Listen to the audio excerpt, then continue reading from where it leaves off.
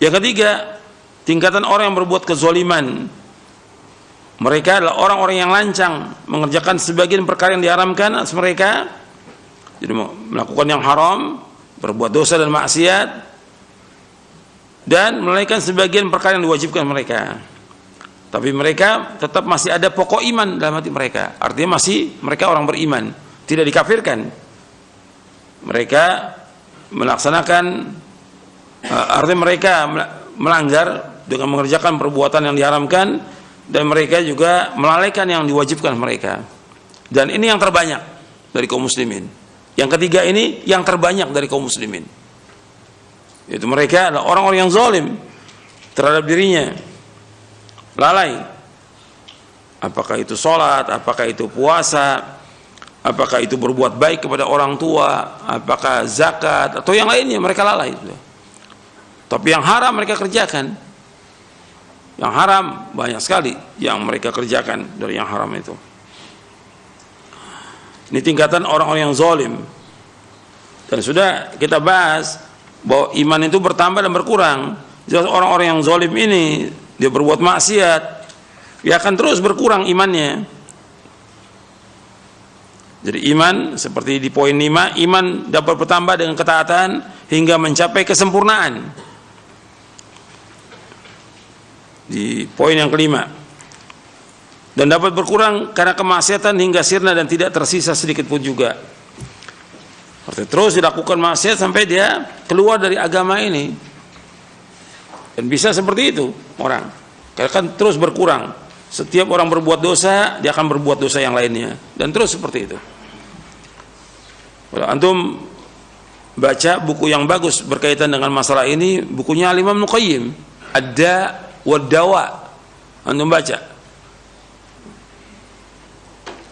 Kalau pelajar, para ustadz, baca yang bahasa Arabnya. Kalau yang belum bisa bahasa Arabnya, baca bahasa Indonesianya, ada judulnya Ad-Da' wad-Dawa, sudah terjemahkan bahasa Indonesia.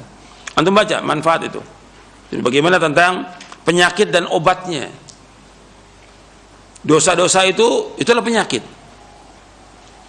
Penyakit harus ditinggalkan, kalau enggak rusak nanti. Orang yang berbuat dosa itu rusak dia, rusak agamanya, rusak imannya, rusak hatinya, rusak akalnya, dan rusak semuanya. Gitu. Berbahaya itu. Dan juga orang yang berbuat dosa itu tidak akan berkah dia umurnya. Orang yang berbuat dosa itu pengaruh kepada tubuh luar biasa. Di dalam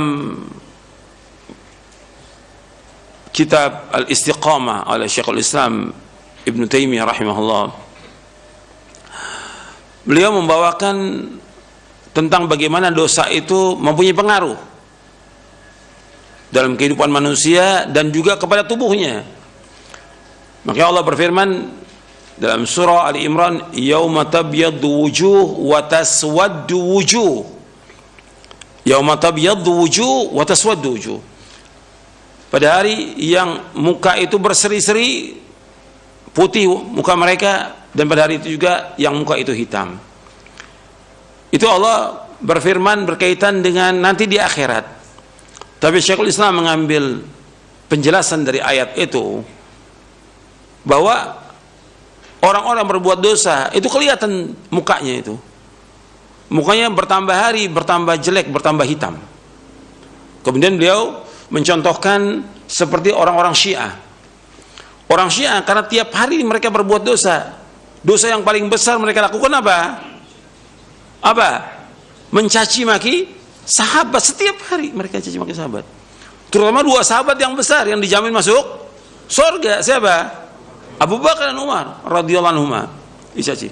Makanya kata Syekhul Islam, bisa antum lihat mukanya itu tambah jelek, tambah hitam. Itu terbukti dari zaman dulu sampai sekarang. Gitu. Jadi orang kalau berbuat dosa itu punya pengaruh kepada wajahnya, pengaruh kepada hatinya, pengaruh kepada akalnya. Maka ada orang-orang yang seperti tadi Syiah itu, rata-rata mereka itu di akhir hayatnya gila mereka. Gila. Karena apa? Dosa itu punya pengaruh kepada hati.